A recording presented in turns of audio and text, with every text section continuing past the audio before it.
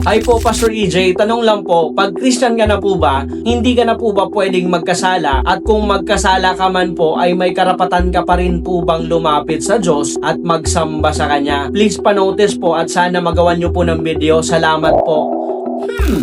Ganda ng tanong. Alam nyo, isa ito sa pinakakaraniwang tanong ng maraming mananampalataya. Kapag tinanggap mo na si Jesus sa buhay mo, kapag Kristiyano ka na, hindi ka na ba dapat magkasala? At kapag nagkasala ka, ibig sabihin ba ay hindi ka na tunay na Kristiyano? O wala ka na bang karapatang lumapit sa Diyos? May mga tao na kapag nagkamali sila, lumalayo na sa Diyos, hindi na nagdadasal, hindi na nagsisimba, at hindi na nagbabasa ng Biblia. Parang iniisip nila, hindi na ako karapat dapat. Pero ano ba talaga ang sinasabi ng Biblia tungkol dito? Una, ang Kristiyano ay binago pero hindi pa perpekto. Kapag tinanggap natin si Kristo, may nangyayari. Nagkakaroon tayo ng bagong buhay. 2 Corinthians chapter 5 verse 17. Kung ang sino man ay na kay Kristo, siya na ay bagong nilalang. Ibig sabihin may pagbabago, pero hindi ibig sabihin instant perfection. Ang kaligtasan ay simula ng bagong buhay,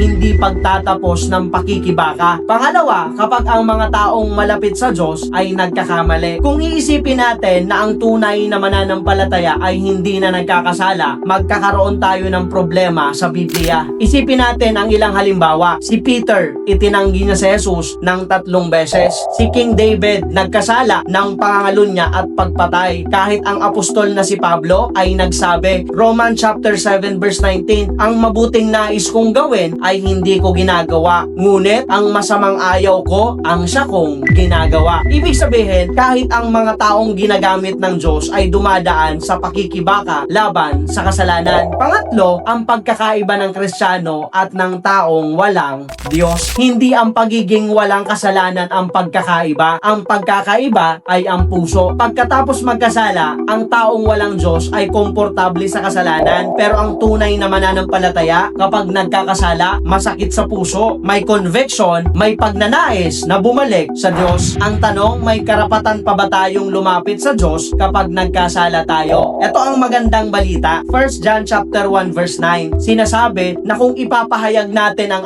ating mga kasalanan, siya ay tapat at matuwid na magpapatawad. Hindi sinabi ng Biblia, lumayo kayo kapag nagkasala kayo. Ang sabi niya, lumapit, mag-confess, humingi ng kapatawaran. Ang problema ng marami ay kabaliktaran. Kapag nagkasala sila, lumalayo sila sa Diyos. Pero ang tamang gawin ay lumalapit lalo sa Kanya. So bakit may pag-asa pa rin ang mga mananampalataya? Hebrews chapter 4 verse 16, lumapit tayo ng may pagtitiwala sa trono ng biyaya. Hindi ito tinawag ng trono ng condemnation. Tinawag itong trono ng biyaya. Ibig sabihin, may awa ang Diyos para sa mga lumalapit sa Kanya. Ganito po para mas malinaw. Isipin mo ang isang maliit na bata na naglalaro sa bahay. Habang tumatakbo siya, nadapa siya, nasugatan ang tuhod niya. Ngayon ang tanong, kapag nadapa ba ang bata, tatakbo siya palayo sa kanyang ama? Hindi. Ang unang gagawin ng bata ay tatakbo papunta sa kanyang ama dahil alam niyang doon may tulong. Ganito rin tayo sa Diyos. Kapag nadapa tayo sa kasalanan, hindi tayo dapat tumakbo palayo sa Kanya. Dapat tayong tumakbo papunta sa Kanya. Pero may babala din ang Biblia. Malinaw din ang Biblia sa isang bagay. Ang biyaya ng Diyos ay hindi lisensya para magpatuloy sa kasalanan. Roma chapter 6 verse 1, sinabi ni Pablo, magpapatuloy ba tayo sa kasalanan upang sumagana ang biyaya? Huwag nawang mangyari. Ang tunay na mananampalataya ay hindi perpekto, pero hindi rin komportable sa kasalanan. Ang pagiging Kristiyano ay hindi ibig sabihin na hindi ka na kailanman magkakamali. Ang ibig sabihin nito ay hindi ka na nag-iisa sa laban mo sa kasalanan. May tagapagligtas ka, may tagapamagitan ka, at kapag nadapa ka, may Diyos na handang tumulong sa'yo na tumayo ulit. Kaya kung ikaw ay nagkamali, kung ikaw ay nadapa, kung ikaw ay nagkasala, huwag kang lumayo sa Diyos. Lumapit ka dahil ang Diyos ay hindi naghihintay para hatulan ka. Naghihintay siya para patawarin